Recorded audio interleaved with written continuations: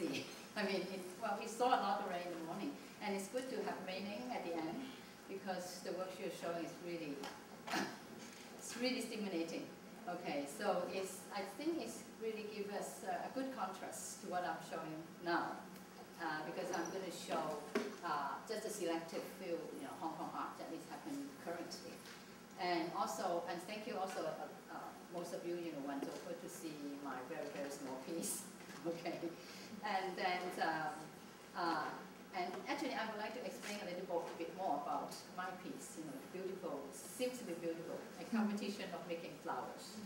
Because actually I have a lot of people asking me about why making flowers, why cooking, and all that. And then I guess, my art, for quite a while, I would like to, the way I'm working on my artwork, somehow I like to use some kind of very obscure message.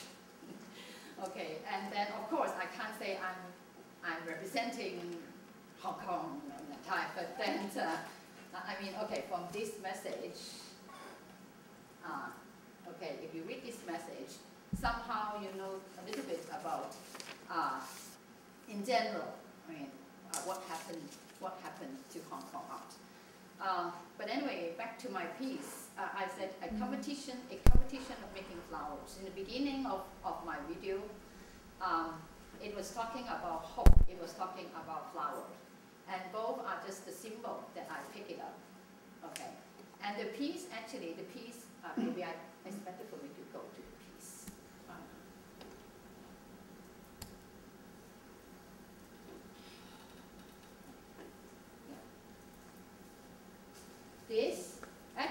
This piece, I did it last year in 2007.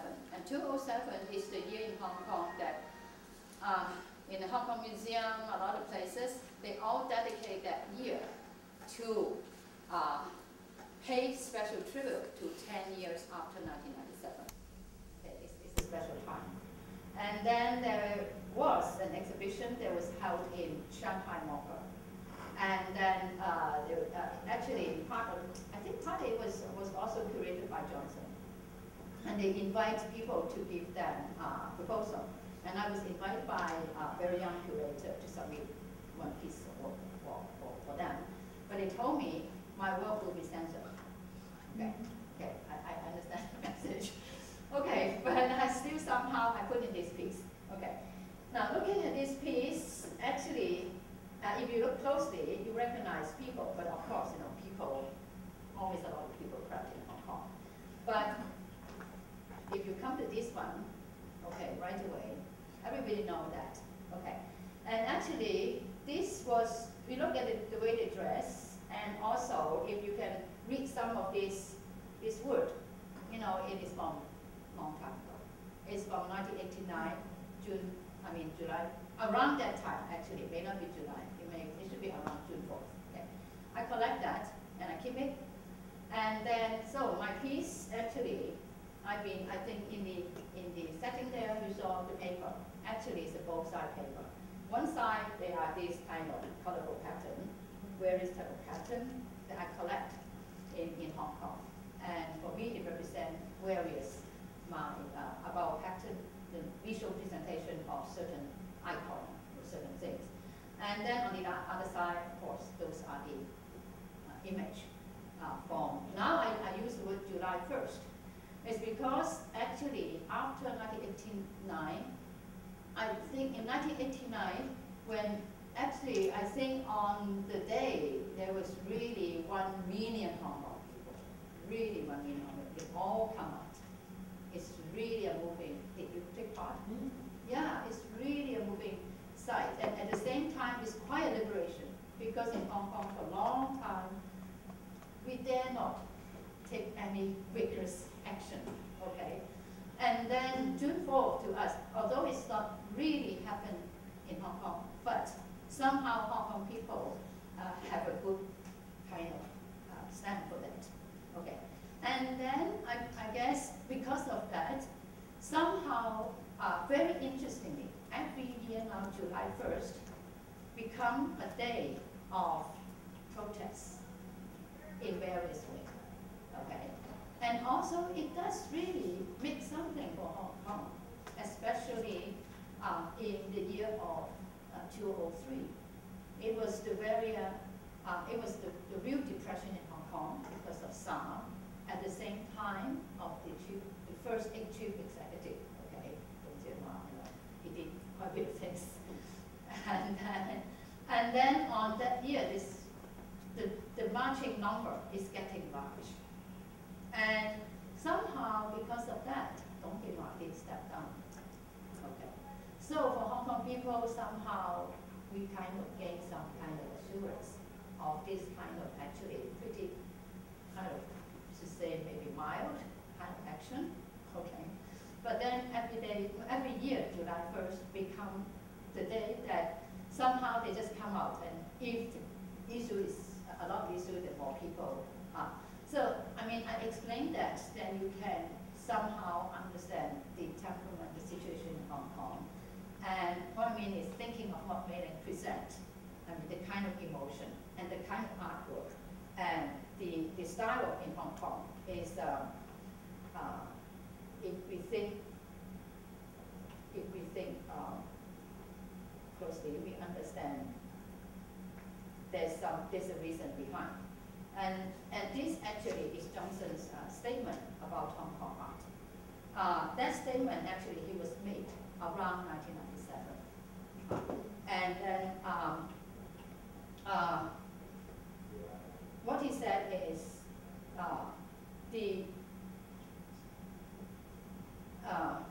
significant Hong Kong art actually which have burrowed underneath the city glitter and gone against the grain. In a manner of speaking, Hong Kong art is truly underground, much more so than, say, in communist China. Okay, so that is actually something quite interesting. Maybe, that's why I try to have this presentation and see, can we use that as somehow as a starting point, to kind of think about actually, for quite some time I'm in the circle, but I don't even quite realize and don't quite understand. But what Johnson said, Hong Kong art is truly underground, much more so than, say, in communist China, where independent art is thought to be dangerously and is gingerly, I mean, this is a beautiful word, gingerly handled by the authorities. But here in Hong Kong, art is ignored. Okay, I mean, there's a really different way to do it. So this morning I said, no, there's no art policy. We just don't care. Okay, so if they don't care, it's as if, if you want to appeal to anything, if you want to make any changes, all the government up there say, hey, that's not my business. You go to ask them. Okay, so the ball is just floating around. A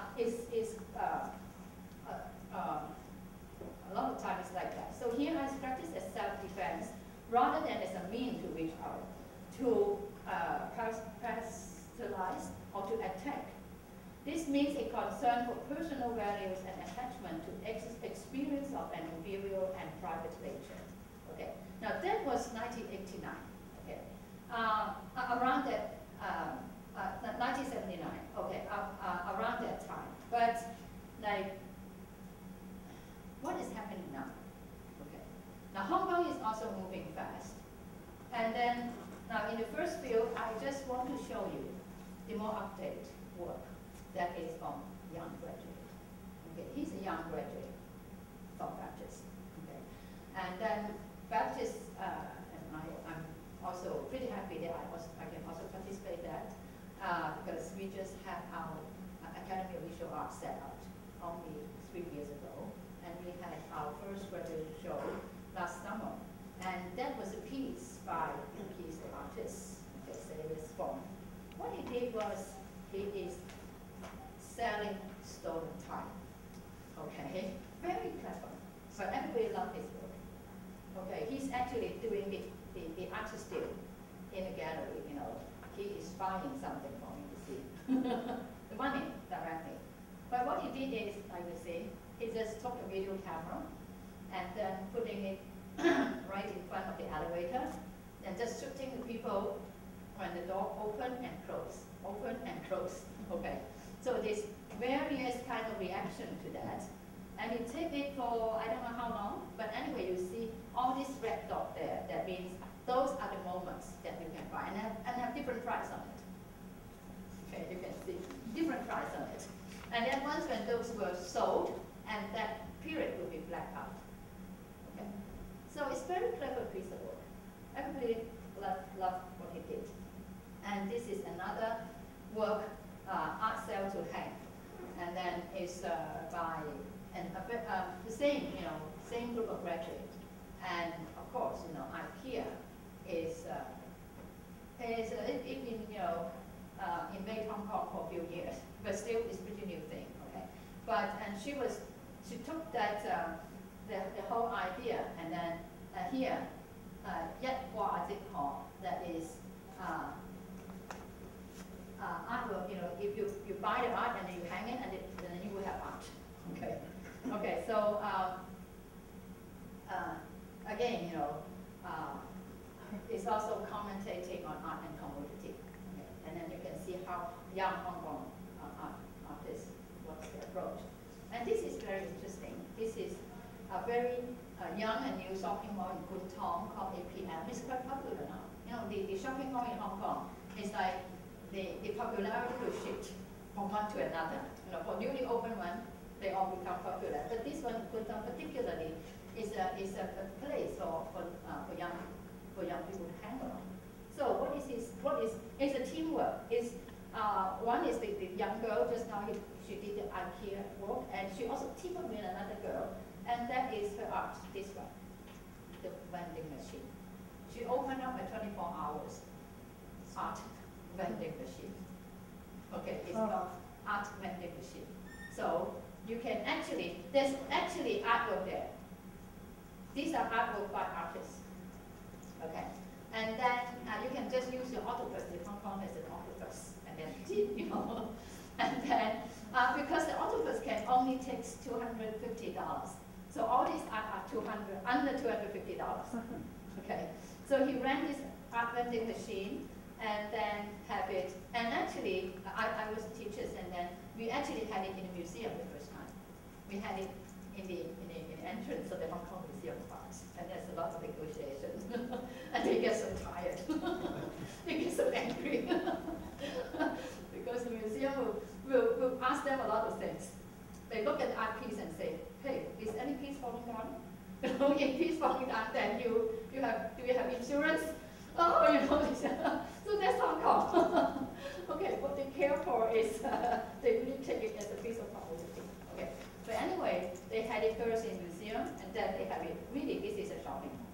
So this is also a very lovely piece. Everybody enjoyed it, and then you can really buy artwork from professional artists. Okay, and that you can have a close look at it. That is the art. These are the art pieces. Okay. And then that is by another girl, also a young graduate, and she photographed this part of our women. Okay, she said, this part is suddenly exposed for all women. Okay, and then this is the neck of her grandma. This is the neck of her mom. It's also kind of provocative piece, and it's very thoughtful, very interesting. Okay, so I just want to show you the younger generation of Hong Kong artists. They're very young. They're just at the 20s. This is also another work by also the young graduate, talking about a heartbreaking email, that kind of relationship. And then it's called cremation of something like 380 messages or something.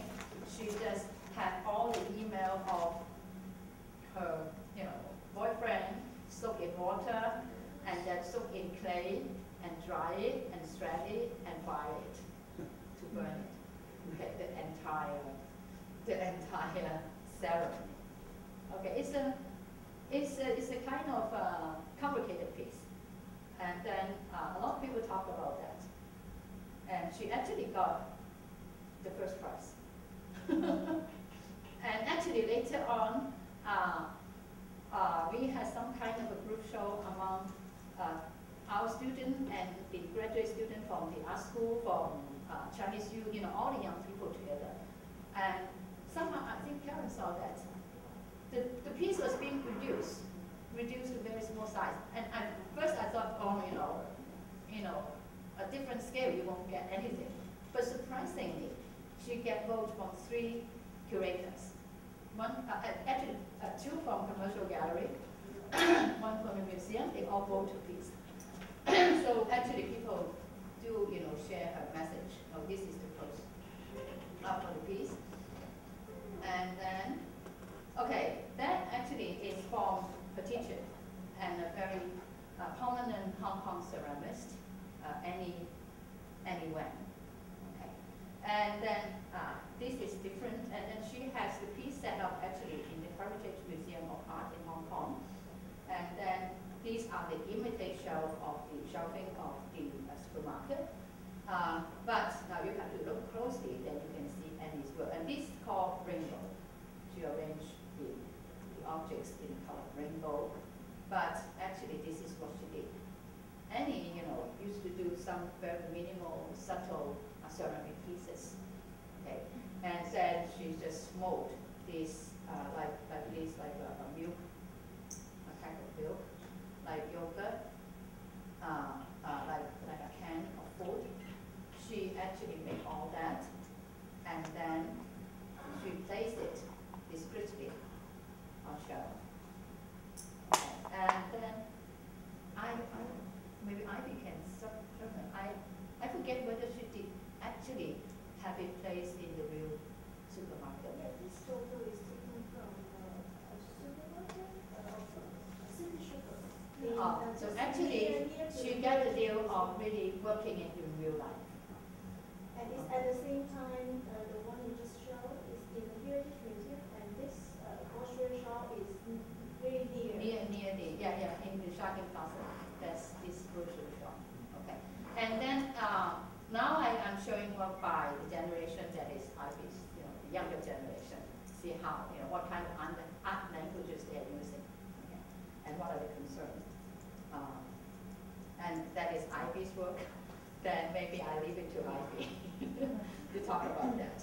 But Ivy was good. Okay, so we do have artists they perform. Nudity, okay. No, absent. Okay, but Ivy can talk about that. Okay, so this is photo work by a Hong Kong photographer, and the title is City Expression. Okay. And Lau Qingping, he likes to just go around and take pictures of photos, but the photos as if, just a regular, not snapshot, the way he take it is very professionally made, but somehow as if it's as if ordinary. Now this piece I think is one of the more outstanding, because you look at it, you look at the screen. Okay, of course everybody in Hong Kong, horse race, horse. Okay, then and he told me it's real. He didn't do any touching. But of course, the way he took photo maybe is the exposure time or whatever. It's more bright and colorful. Okay, and that is his style. You go around, not just in Hong Kong, but in very other places. And then, like for some of that, he just as if a casual shot, as if. But if you look at it closely, there is something, something kind of offset. Yeah. Okay. So that is Time Machine Today. That's the title. So this is a work by another young artist, Enoch Chen. He is actually is not his part of his work is photo work, part of his is media art, but this one he's using the kind of special manipularized photo technique to do the art, and it's a multiple kind of image taking that is himself and the landscape. He wants to posing his presence and the land and space actually, because I think a lot of young Hong Kong artists they go overboard, they travel and as you said, they go. I think Enoch was in Finland, was in North Europe, and then his feeling to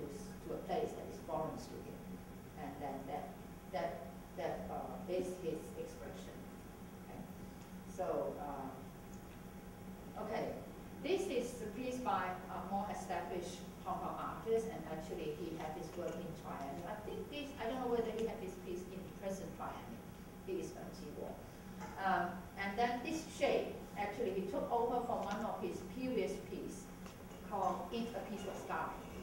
That is, he just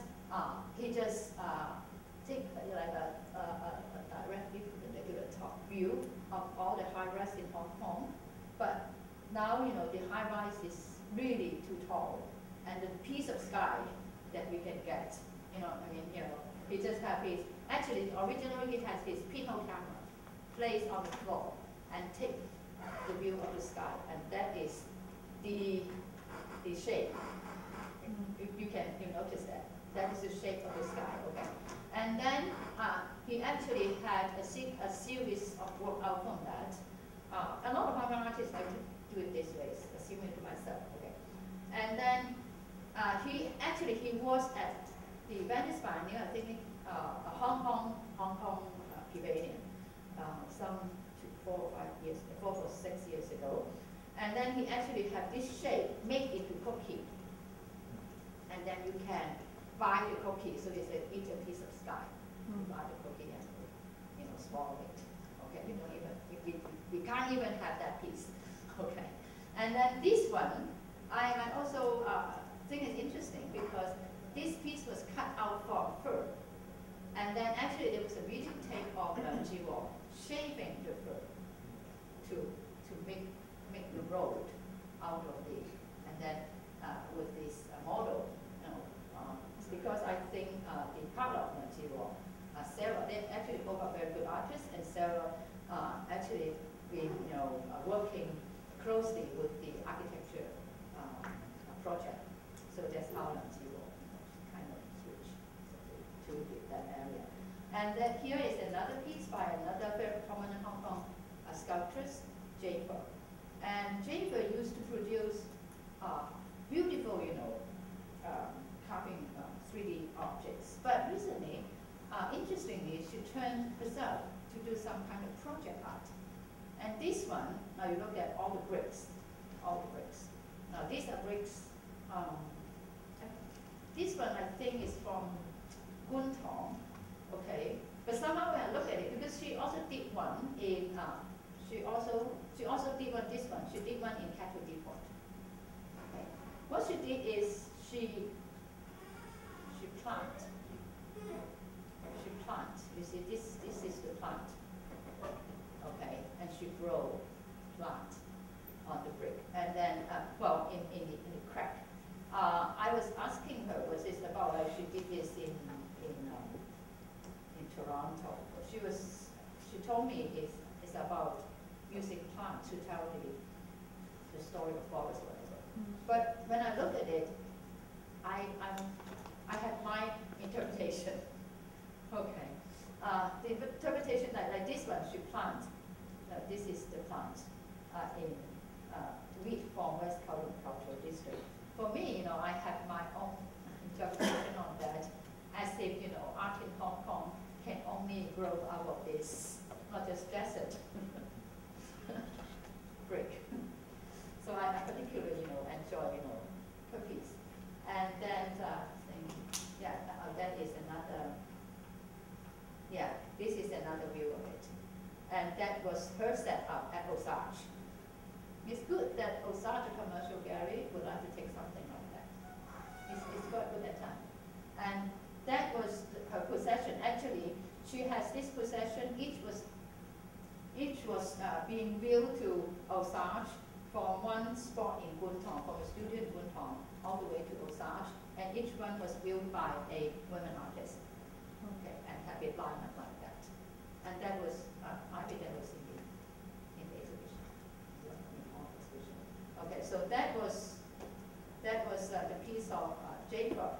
And then like this lamp, the red lamp, they're all from, in Hong Kong market. Now become somehow, this become another icon of Hong Kong. I saw several artists, they use that to make art pieces. This red lamp shade is, if you go to Hong Kong wet market, you will see the, on top of the butchers, the fruit store, they all use this kind of plastic lamp shade. Okay, so this all set up is Jafer's. Could you say her last name again? Jafer Lam. Lam, 2 double A. double A, L-A-A-M, J for Lamb. Now, this happy guy there, he is Toaster Pack. He's quite popular for the last few years, and we all regard him as some kind of a thinker and conceptual artist. Okay, what he's doing is that he is in the Central Park, New York, and just lay down in the middle of his ocean. Okay, and actually he was grantee of ACC. He was in New York, and then from what I heard from Ivy, the story was he got kind of bored. He felt very boring or whatever in New York because he felt kind of isolated and disconnected. And then he felt that because he's a conceptual artist, he liked to think and do work very poetically actually. So in New York, maybe he's a little bit out of touch of his Hong Kong culture, whatever. He didn't know what to do. So here actually is one of his description. Now the piece actually, he did it in New York Library. And then these are all the books that he borrowed from New York Library. And what he can see whether I have in this picture, yes. Okay, he flipped over those books, probably most of them are picture books, and he find the view of an ocean. Okay, this is, you can see, sky, ocean, or sky, sea, whatever, you know. And he lined up the horizon of each. Okay, by lining up that, then, I think where this next one, okay, then he formed this. He formed this shape. Okay, he lined it up, eventually it became a big circle, he formed this shape, he cut it, and he put it, you know, go back, you remember the one, oh, I don't have to go back. Just put it in the central part of all the books around him, and he took pictures. That is his artwork. And the art piece was, at present, is at the Guangdong Museum of Art. I mean, in the China, Guangdong, China. Okay. And then, again, another young artist. Now, I'm talking, I think the way I present it, I want to present it like the very young, the very new generation, the fresh grad. And then Annie is a little bit older. And then this group, actually they are of Toaster Pack the same age. They, most of them graduate from art school for at least 5 to 6 years already. And this is, actually he is a very energetic young artist too. He is Nam Dong Pang. Just now, I think in my previous presentation, I did show, I didn't have time to go into his piece. He was, the one he commented about, are there any art in Hong Kong? He said, I felt shocked, whatever. That was the artist. And there's actually several of them. Nam Dong Pang is one of them. Another is making quite successfully is Zhao Zhenfai. They all kind of try to set up a studio in Beijing. And this actually is Nam Dong Pang studio in Beijing. Lam Dong Pang. Lam Dong is L-A-M. Dong T-U-N-G. Pang P-A-N-G. It's all Cantonese phonetic sound. Okay.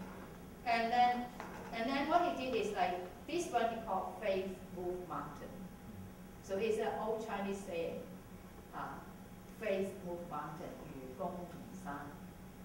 Okay. Yu Gong Yi San, that is in the story that described this view. This is almost like a fool. How he moved the mountain is every day he just moved a clay of soil, and then at the end he moved the entire mountain. Okay. So this he called Faith Move Mountain. And why and how he did it is like he said, wow, when he was just first arrived to Beijing studio, he said,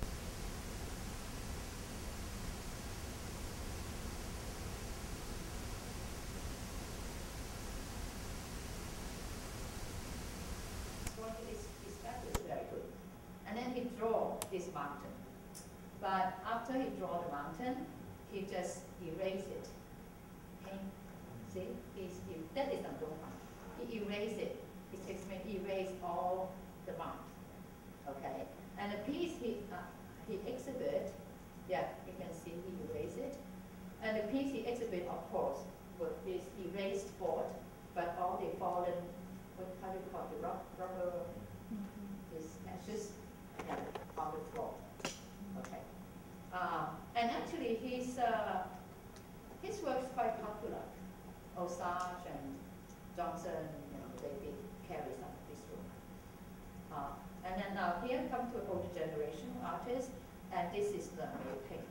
May Ping is the one, I think, if I mentioned a piece, some of you may recall that she did piece with hair, used hair to weave into shoes. Okay, and then she's also, I think she has a similar kind of nature as my work. She did like installation work and various type of pieces too. And then I don't know whether we would classify this as performance or not. But anyway, what she did is she did a glass boat.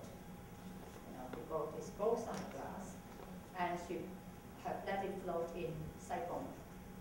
And then she will allow people to go to the boat and to enjoy the kind of boat ride just by themselves for something like 10 minutes or something. And then she will go to ride. So this is a pure aesthetic experience. So that was the installation of the boat, the documentation. That is one space in our space. I think 2 years ago or something. Yeah. And then is Amy. Amy is I should say is quite successful. Okay. The tank. Okay. And Amy at the moment is also exhibit in the Guangdong Triennial. Okay. She is one of the few female artists. She like to do big installation. Okay. Gigantic size. This one, actually, she got the invitation to have the exhibition in Heritage Museum.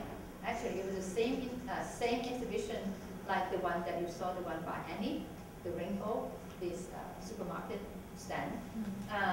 That piece is, Amy was using the wood for making baby cradle to build the tank.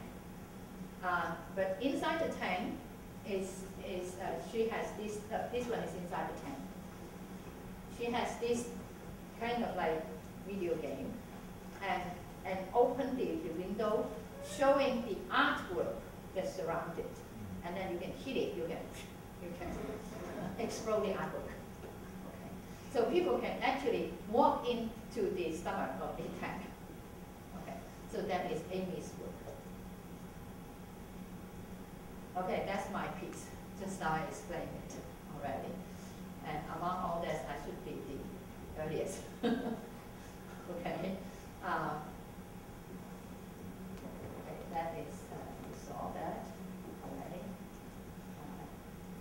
Okay, and then I come to several of my pieces that, like this one, I did at that exact, the exact date for that is I did it in January 1997. And then actually before that, I was in Toronto, and then I got this invitation to go back to the Hong Kong University of Science and Technology to have the exhibition. The exhibition is called Journey to the East. One Journey to the East is because actually Journey to the East is one of the very significant performance piece that started in 1990, in the early 90s in Hong Kong. And actually the Chinese translation is 中國旅程, is travel to China. And actually that piece was great, I think, has some relationship with Antonioni's movie. You mentioned about Antonioni's movie. I saw the movie, it was big, censor event, whatever. I still remember that, okay. And then that was in the early 80s. Danny Yong started a very significant experimental theater called Journey to the East. And then, of course, that was 1997 already. And Danny was still taking that title, but organizing different exhibition pieces. And then I was one of the artists. I remember I was one of the artists, and next to me was another prominent installation artist from Taiwan, Zhang Ho.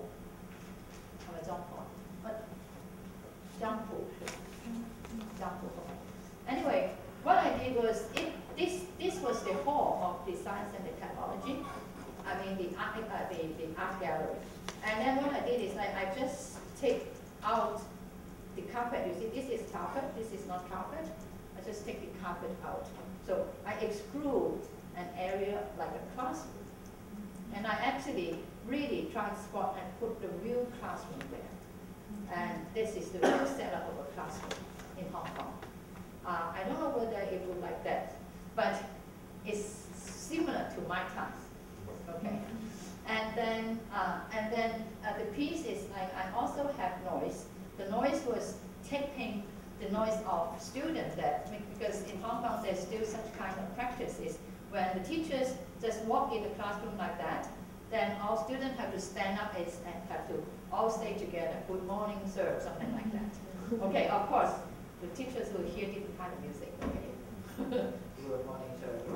Something like that. Okay, so I just tape it, the way they make noise to the chairs and banking. Okay. So when you walk close, then you will hear the noise. But from this, I developed into my other piece. It's because there was some interesting story. Okay. I went to a secondary school, and then because also the teachers was my student, and then I can ask her to rent a set of furniture. But somehow when the furniture came to the installation, I looked at the furniture and felt a little strange. The furniture doesn't look like the one that. How come? What happened? The schoolmaster gave me a brand new set. And then I look at it, oh, it's a little fake. And I said, maybe the schoolmasters heard that I'm going to have an exhibition. Okay.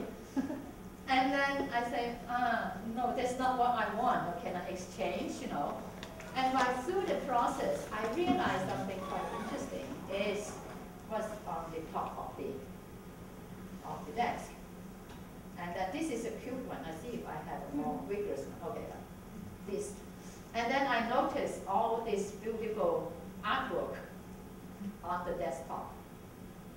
And I really like them, and I went back, and then I took a photograph of those artwork, and then later on it transferred into my installation piece. I call it Past and Future. And when I was, letting myself doing this piece, I did find out very interesting cultural connotation in these pieces. It's because when we study this graffiti, and now I think I would very much like to go back and take photographs of them again. It's because the way they draw the material they use and the content change. And also, I actually did this piece also in Taipei. And I went to Taipei school to take pictures. And then when I compared, even I took it to the lab for them to expose it, right away they noticed that's not from Hong Kong. Because the Chinese, they wrote by the Taipei students so romantic. And Chinese, Hong Kong, they will use that. And of course, a lot of this symbol there, for the young students, they all love this. When they look at it, they already can identify what are the age, what generation. Because the language they put it there is totally different. Like the character, all that. And it's very interesting. I asked them to translate for me. Okay. So that was that was the piece I did around 1997. And this is one of the pieces I did before 1997. That was done in 1993. It was at the first. Actually, it's one of the first contemporary Asian art triennial that was held in Brisbane, Queensland. And Brisbane, Queensland, they are the very first one who took all the action and said, we are in Australia, we are Asian. We are going to do something on contemporary Asian art. And they had the first Asian Pacific Triennial in 1993, and I was very honored that I was invited as a Hong Kong artist to be there. And then I was quite alert of my role then as a Hong Kong artist, because that time the hot issue for discussion is about Hong Kong turnover to China. So I understand I will have a lot of question and attention to that. And what I've done for this piece I call Drowned. Drowned, actually, I didn't have the early work of this piece, but actually this piece was started, I think I may have.